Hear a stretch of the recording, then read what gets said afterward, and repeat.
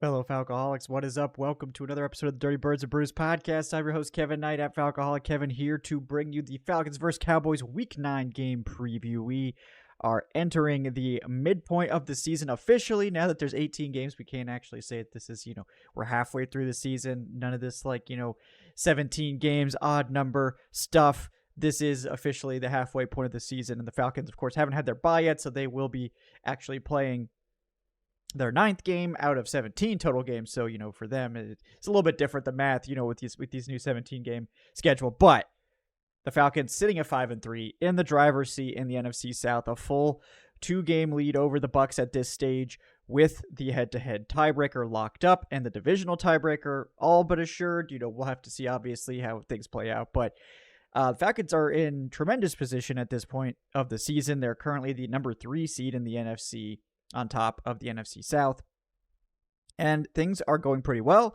You guys know my gripes with the defense, but the offense has been playing better.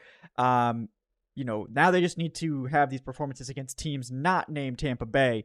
If they could just play the Bucs every week, they'd be one of the best offenses in NFL history, but they do have to play other teams occasionally, starting again with this week, where the Falcons are going to be back at home playing the Dallas Cowboys, who are one of those teams that you can't really get a great read on, because this Cowboys team has talent at the quarterback position. We know what Dak can do. CeeDee Lamb was the NFL's number 1 wide receiver last year for most intents and purposes. But that team is just very dysfunctional. The vibes are really bad. They kind of sat on their laurels all offseason. They really waited way too long to pay Dak and CeeDee. It was a very odd offseason for this team, and the vibes are really bad. I think people were shocked that Mike McCarthy was not let go. They kind of just got the band back together, and they didn't really add a whole lot. And lo and behold, this Cowboys team is underperforming in the regular season now, whereas, usually this team waits till the postseason to fall apart. But we're going to talk about this game. This is an important one for the Falcons. It is a conference game, so that does matter. Even though the Cowboys are kind of looking down right now, they're 3-4. This team could potentially rally when they are pretty injured right now. When they get their main guys back on defense, maybe this team could mount some sort of rally. So a head-to-head win here could be important for potential playoff seeding down the line. And just the fact that you're going to try to stack wins in this point of the schedule. This was one of the hardest games on paper, maybe looking a little bit easier now. So an opportunity for the Falcons to capitalize while the Bucs have to go to Kansas City, and then they have to go to San Francisco. So if the Falcons can stack a couple wins over these next couple weeks, this team could be going into, week 11 with a 3+ game lead over the Bucs, and feeling really good about where they stand over the rest of the season. But you got to win the games first, and that's what we're going to talk about today, how this Falcons team matches up with this Cowboys team. Even though they're underperforming, still some very dangerous players on this roster, and I don't think this team is going to quit. So Falcons are going to have to play their A game to get the dub here, because I'm sure this Cowboys team, they're just 1 game under 500 at this point. They've got an opportunity to potentially still save their season. They're not out of it, so this is kind of that cornered animal game, right? You got to be really careful with these teams that are kind of on the brink of losing it, because they're going to give you everything they got, and I don't think that's going to be an exception this week. Before we dive in fully to this Cowboys-Falcons preview, let me get you guys a word from our sponsor. It's BetOnline. Basketball fans, it's that time of year again. The NBA is back. From opening tip-off to buzzer beaters, BetOnline's got you covered with the best odds, biggest promotions, and live in-game betting on all your favorite teams. I know the Hawks lost again last night. Tough game. I believe they're down, 4 guards? I don't know basketball positions, but I think that's what someone told me. That doesn't sound good. So I would probably steer clear of the Hawks if I were you, but I steer clear of betting on all Atlanta teams. So, that's just my advice to you, but you can make your own decisions, right? You're an adult. And in this season, every game matters, and BetOnline's got every stat, matchup breakdown, and live odds to bet on during the game. And it's not just the NBA, of course. BetOnline's got everything from football. Obviously, the World Series just wrapped up. That was a quick one, but they still got NHL, and for the next couple days, those political props if you want to get on the craziness. So what are you waiting for, folks? Head to that website today, betonline.ag, to get in on the action with America's most trusted site for online wagering. And when you sign up, make sure to use our promo code BELIEVE, that's BLEAV, to get access to the latest promotions as they come along. BetOnline, the game starts here. All right. Let's continue to get into this game by taking a look at the injury reports. This one, we only really have the one injury report so far. I'm still waiting to see this Thursday report. This is being recorded on Thursday, so we'll have, you can check back once we get those notes. But for now, with the Falcons, it's looking like, there's some things to monitor here, obviously. The big one being rookie defensive lineman Rook Arororo. He is not practicing with that ankle injury, and from all accounts, it does not sound good. I don't know if that means IR or if he's just not going to play over the next couple of weeks or what, but it doesn't sound good for his availability this week, certainly. Chris Lindstrom was not practicing with a knee. There didn't seem to be a ton of concern. It seemed like Lindstrom was able to potentially go back into the game. I'm guessing they're resting him, and they're probably just going to maybe have him practice on Friday. As long as he practices on Friday, I wouldn't be too concerned. But that's definitely one to monitor because he's the Falcons' best offensive lineman. And linebacker J.D. Bertrand, the rookie, picked up a concussion against the Bucs, so his status is obviously in doubt for this week. We'll see if he can progress through the protocol over the next few days.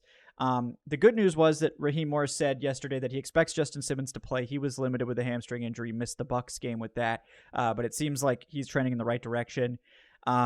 Matthew Judon, James Smith-Williams were both just getting a rest day, so no concern there.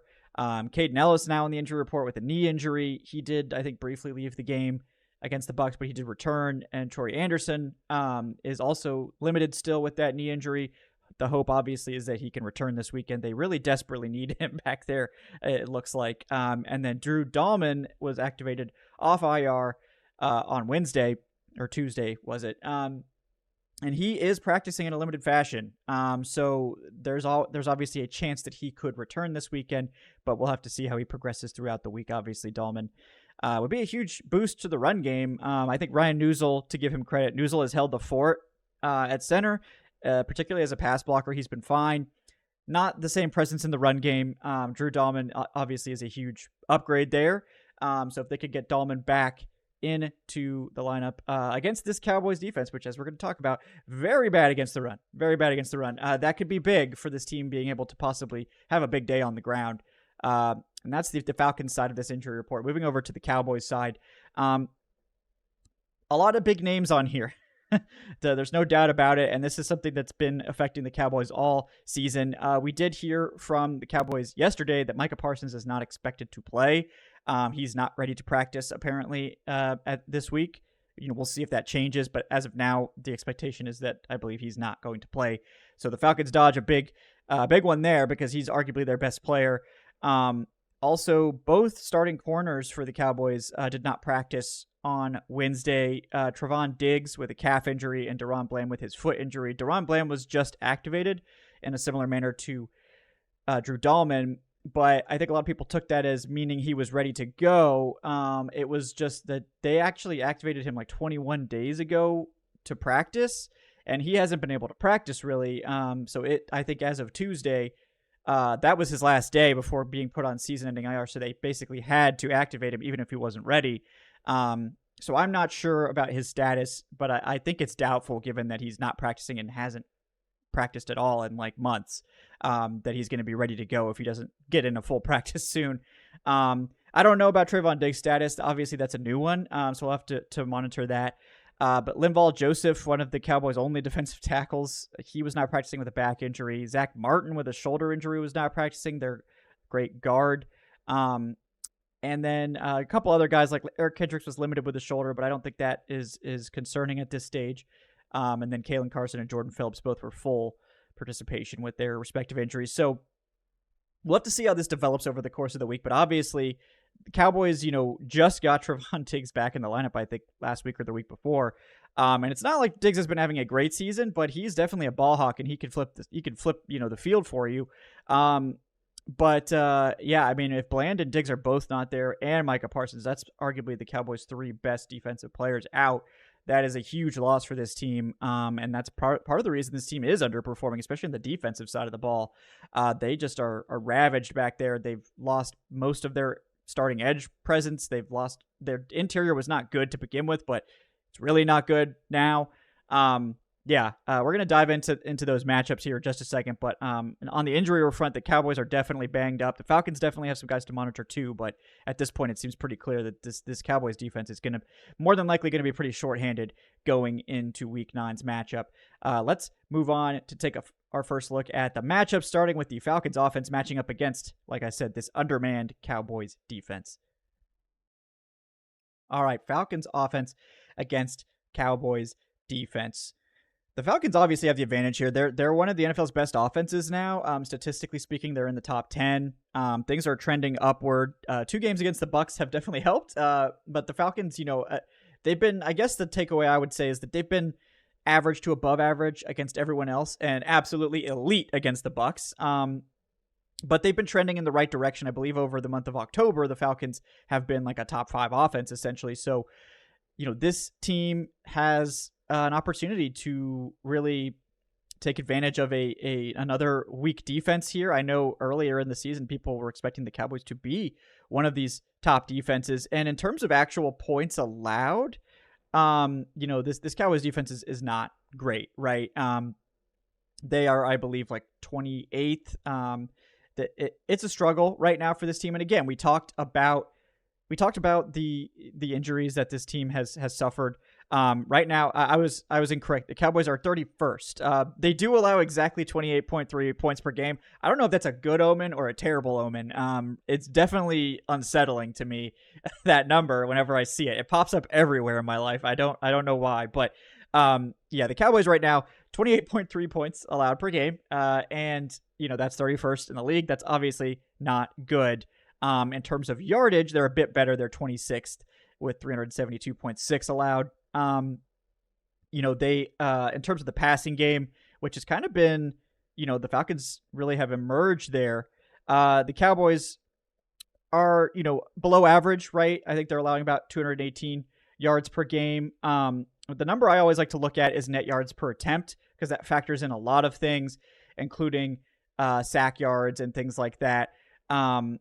It incorporates more than just raw passing stats. And in that, the Cowboys are actually 30th in net yards per attempt allowed. So, I think if you look at, I think that's a more accurate measure of this team. They're a very bad passing defense right now. Now, obviously, if they were to get both Deron Bland and Trevon Diggs back, that would be huge. But, where this team has really, really suffered is against the run, where this team is 32nd in rushing yardage allowed.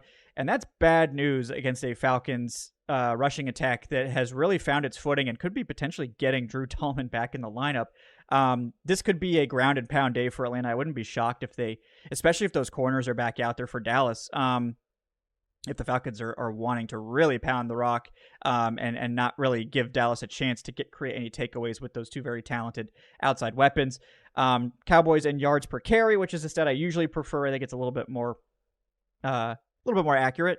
They are 25th, so definitely not the worst like they look like in terms of raw yardage, but one of the worst, certainly in that conversation. So, this Cowboys defense, there's a lot of places to attack them. Their interior defensive line, their defensive line as a whole, they're down DeMarcus Lawrence, they're down Micah Parsons. Those are their 2 star edge rushers. When you're down both your star players on the edge, you're just not going to be a very good pass rusher or a good defense, and that's really where they've struggled. They've gotten pretty good play, I think, out of Chauncey Golston, who is a player I'd never heard of, but over the last couple of weeks, he's played relatively well, like a starting caliber edge rusher, so that's nice to see.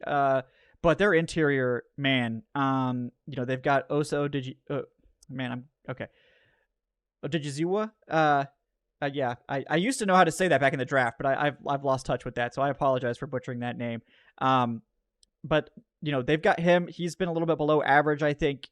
Kind of definitely an issue against the run more than anything. But man, the biggest disappointment on this defense has to be Mozzie Smith, right? I mean, this was a guy that I remember scouting, and he looked like one of the most sound run defenders in college football, from Michigan. He was this team's first round pick back in 2023.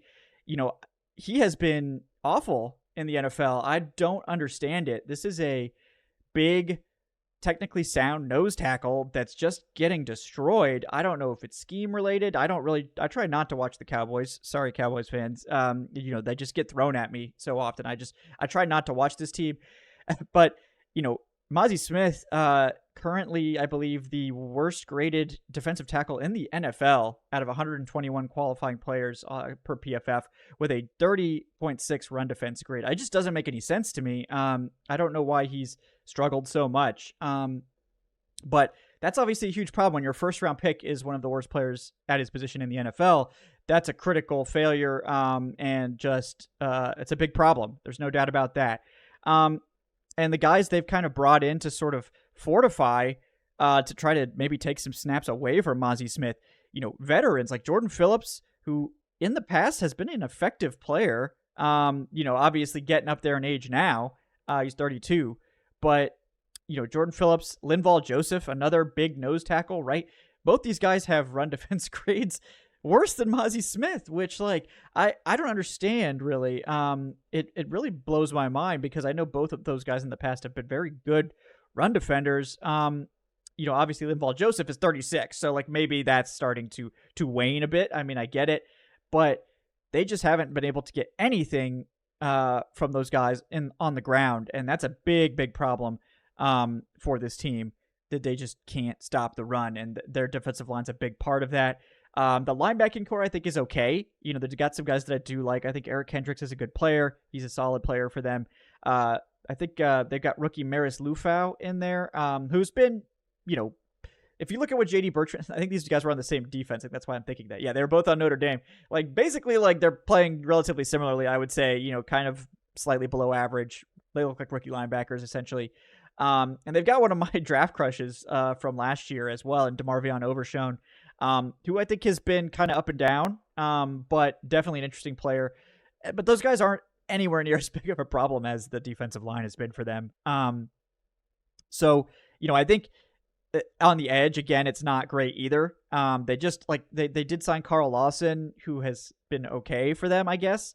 But they lost so many guys. They lost Marshawn Nealon, they lost Sam Williams, they lost DeMarcus Lawrence, and they lost Micah Parsons. That's 4 guys, the top 4 guys in your rotation. Nobody's really going to be able to recover from that. I mean, I don't really blame the team for that. But they just haven't been able to get anything going on the edge either, and that's giving opposing quarterbacks a lot of time to pick apart the secondary, which should be better, right? I think the safeties haven't played well, in Donovan Wilson and Malik Hooker. But again, there's no pass rush up front. We've seen how that can make a secondary look worse.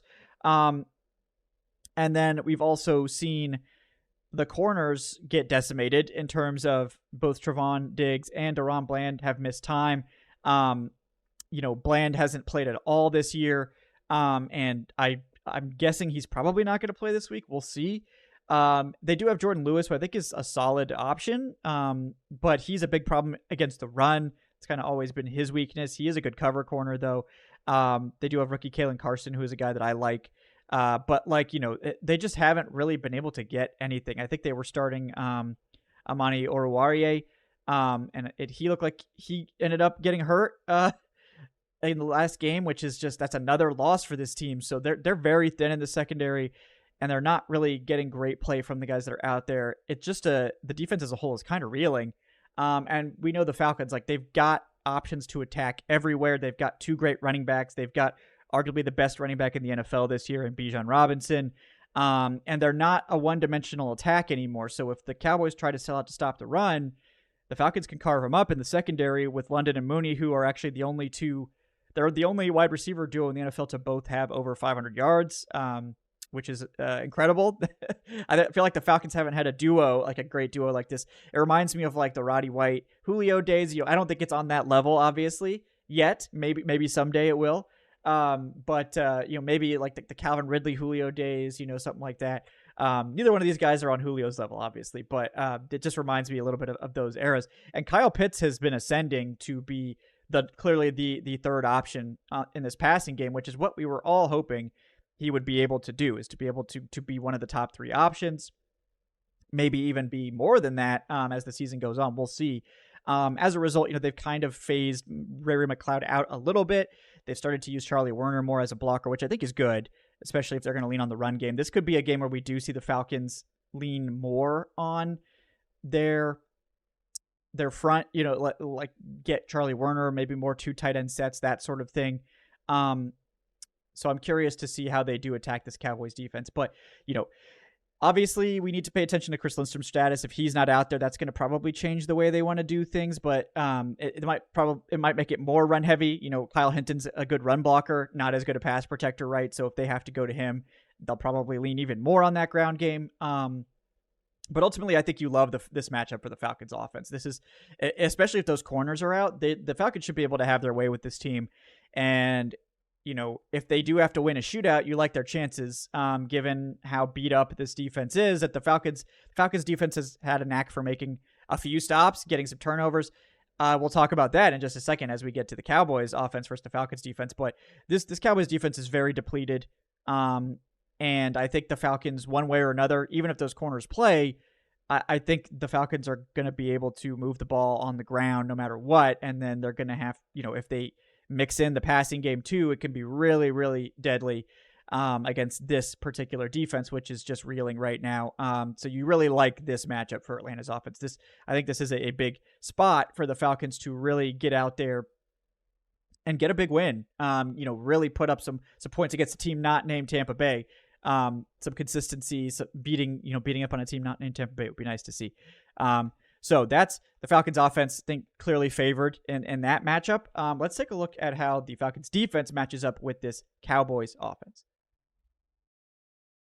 All right, well, this Cowboys offense is a bit of an enigma, right? I think that they have the talent to be a good offense. They should be a good offense. And I think there are reasons we should expect them to be a lot better, but they're just not very good. And there's a lot of reasons I think that is. I think this whole team kind of is just dysfunctional.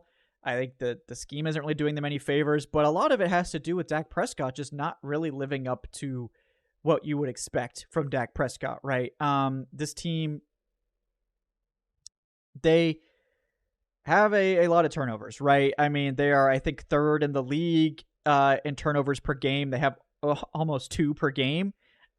Which is ridiculous. The only 2 teams with more are the Raiders and the Titans. And that's, not company you want to be in. In terms of overall scoring, they're 22nd, just a little bit over 21 points a game. In terms of yardage, they're a little bit better, right? 15th, but again, those turnovers really kill them. And they're not really taking advantage. The passing game for Dallas has been good, as you would expect in terms of yardage. 256 yards per game. That's a good number. It's third in the NFL, but it just hasn't translated to wins. And a lot of that is that, that the net yards per attempt, the Cowboys pass the ball at one of the highest rates in the NFL. I think they're number 1 in attempts with almost 40 attempts per game average. And that means that they're actually not that efficient of a passing game. They're at 6.1 net yards per attempt. That's 20th. So they're a very pass heavy team. That hasn't really been translating to great efficiency in that regard. And the reason they have to be so pass heavy, obviously, is because this run game is the NFL's worst, and it's not close. They are averaging 74 yards per game on the ground, and that's the worst, obviously. And then they're also averaging 3.4 yards per carry, which is also the worst. So it's the double whammy of the worst overall and the worst yards per carry.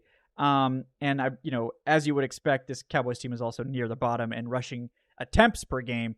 So, at this point, this Cowboys defense, the Cowboys offense, it's very one-dimensional. They're going to try to pass the ball, and they really only have a couple of good options to do that. They do have CeeDee Lamb, who it seemed like Dak remembered that's who he was. Last week they really started just hammering the ball to CeeDee Lamb, tons of targets. That's probably what we're going to see. I think they're going to like that D. Alford, CeeDee Lamb matchup. You wonder if the Falcons might have Terrell try to shadow Lamb in the slot or something. I mean, I don't know how well that's going to go, but that's where the Cowboys are going to throw the ball. He should probably just be bracketed every play because there are other options, Jalen Brooks and Jalen Tolbert. Like they're not really inspiring. They're not guys you really have to game plan around or worry about. They do have a good tight end. I think Jake Ferguson's a good tight end. I don't think he's on the level of, the elite tight ends of the NFL, but definitely a good tight end. But they're extremely one-dimensional. They can't really run the ball. I think, been making really bad decisions with how they divvy up their carries. I mean, I think Rico Dowdle clearly looks like the best running back. They actually benched him to give Zeke more carries alongside Dalvin Cook, who they just activated off the practice squad. Neither one of those guys was really doing anything for this team. And they decided to just bench the one guy that kind of was doing anything. Very bizarre management, obviously. But I'm not upset about it. If they want to roll out the worst running backs against the Falcons, that's good for me, because the Falcons, I think, as a whole, have struggled to stop the run. This is probably one team they're going to be okay against ultimately, and that's obviously the hope. But yeah, I mean, I think this Cowboys offensive line used to be the absolute strength of this team. It's just not anymore. It's not a bad offensive line, but it's not the number one, dominant offensive line that we're used to seeing from this team years ago. Rookie Tyler Guyton at left tackle has been okay. Not great, I would say. He's missed some time, was back last week. He's been okay. About what you'd expect from a rookie tackle. They have drafted well in terms of like Tyler Smith, who's playing left guard. He's been good for them. I think Zach Martin, he's been good for them as well. He's kind of been trending down. He's entering his age 34. He's going to be 34, I think, in like less than a month. So happy birthday to him. But he's also on the injury report, so we'll see if he even plays, because he's kind of critical to what they do. Their other tackle in Terrence Steele, really good run blocker. They don't really have the running backs to take advantage of that, but he's not a good pass protector. Not that matters against the Falcons at all, but this is not a great offensive line. So even the Falcons may be able to get some pressure here. But we'll have to see how that plays out.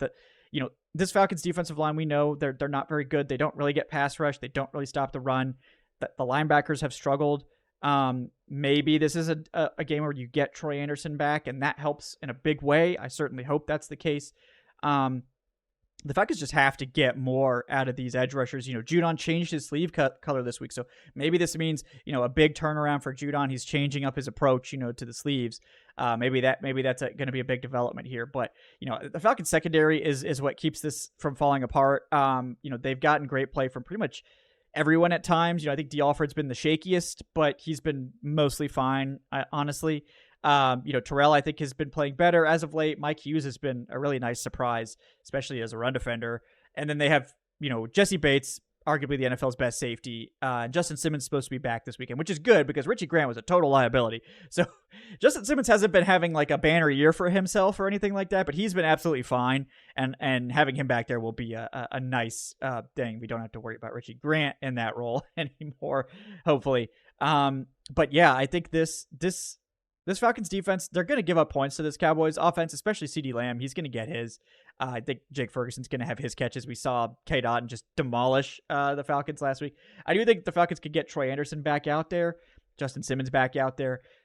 This is a matchup that they'll probably be okay in. But again, it's like you expect the Falcons to probably... I expect this, this is kind of more of the meta conversation of this game, right? You look at these matchups. The Falcons should be able to score on this Cowboys defense. The earlier they can get up, the better, because, you want to make Dak feel desperate and start chucking that ball because he is very turnover prone. And the way this Cowboys team falls apart is Dak turns it over, somebody doubles up the score on him, and then they're multiple touchdowns down, and teams can just start pounding the rock against this bad run defense. And that's kind of the formula for the Falcons to win. The formula for the Falcons to lose is that the defense gives up a bunch of points early. The Falcons get behind, and they can't really run the ball as well. And then they have to start chucking the ball. And we've seen Kirk, when the Falcons get down, he sometimes tries to play hero, puts that ball in harm's way. The Falcons start turning this thing over. It can go like the Seahawks game where they just inexplicably get 400 yards and 14 points. That's the path to them blowing this one. The path to them winning it is to just play good offense, balanced offense, not try to do anything crazy, and for the defense to just play better. Find a way to bracket, to limit CeeDee Lamb. He is the guy you have to cover.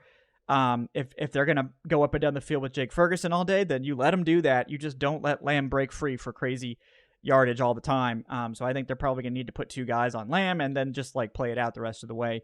But there's a reason the Cowboys are 3-point favorites in this one. I think that on both sides of the ball, they've played better. But, this defense, it scares me. This Falcons defense, it just isn't very good right now.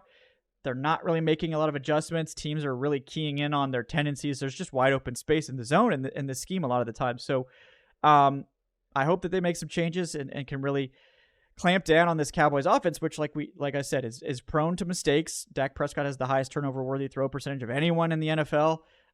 It's really one-dimensional with the passing game, mostly through CeeDee Lamb. I think they have an opportunity here to start to have a bounce-back game. They really struggled against the Bucs. They did get those turnovers, which were absolutely critical to winning that game, no doubt. But they weren't really stopping the Bucs otherwise. So maybe play a little bit better this week, get some more stops here, and this could be a game that the Falcons could win comfortably. The Cowboys are 2-5 against the spread, right? I mean, they're only 3-4, but they've gotten blown out. I think it would be a real morale booster if the Falcons can get in there to get this and put up get a comfortable win against the Cowboys. I don't expect that to happen. I think the Cowboys are fighting for their playoff lives this week. I think if they fall behind 3-5, 3-5 doesn't sound like a death knell, but in this division, you got the Cowboys the Cowboys obviously are in this division, but you got the Commanders who are a really big surprise and are kind of really crushing it at the top. The Eagles have seemed like they've figured it out and they're starting to round into form as well.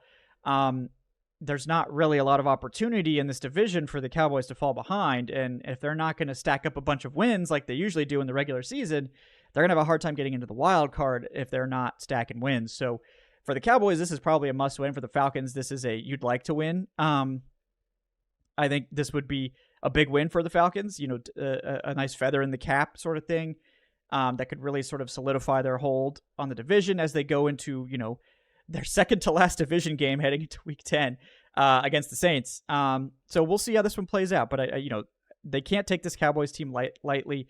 We saw the 49ers do that at the end of the game. They really took their foot off the gas, started to just really kind of just phone it in. And the Cowboys, got a couple quick scores and, really kind of made it a little bit sweaty at the end there. But, ultimately wasn't really in contention. But again, you can't really relax against this Cowboys team. You have to keep the pedal to the metal.